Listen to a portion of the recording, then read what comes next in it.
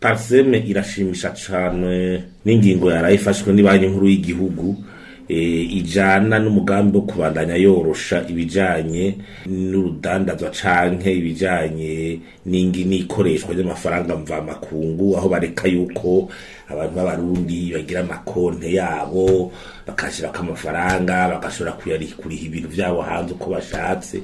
Mu bisanzwe twame tubisaba kuva kera kugira no muri iki kibazo c'amafaranga mva makungu gitere gitora inyishu n'ibyo birimwo kureka ico bita liberalisation, mwidegemvye umuntu aronsa amadovize akayazana akashira mu mabanki mwakaguma ari gwiwe, mbwa amafaranga yinjiye mu gihugu arafasha kuko abari muri circuit monétaire. Leta niyumve kwinjiza ikintu muri circuit monétaire ko bifisa akamaro naho bitabirinze guca ngo mwibanki nkuru y'igihugu canke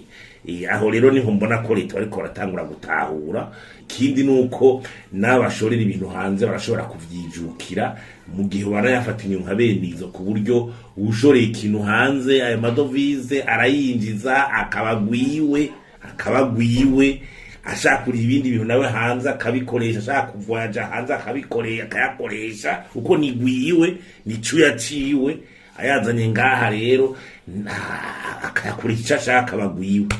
Aho onye ni intangwe yo bituma abarundi bose bagenda kwazana amafaranga kandi hakaba traceability akinjira. Ico kintu kibandanya ahubwo n'ibindi bandanya ku buryo n'abanyamahanga baborohereza bakungumana kuna kuza bazana amadovize zijya ngingo ziza ngurerekana amahari yo yavundirije ngo bagize gute zizazoze kwigufutwa amafaranga amadovize akinjira muri iki gihugu, bakorohereza n'abaturiste bose bakaza amafaranga akabagwabo mu mwidegembe. Mbere rero najye mabiro doshanje agatasubira agakora ayo mabiro doshanje basubira akayaregaliza akazarahuza amadovize ava mu Barundi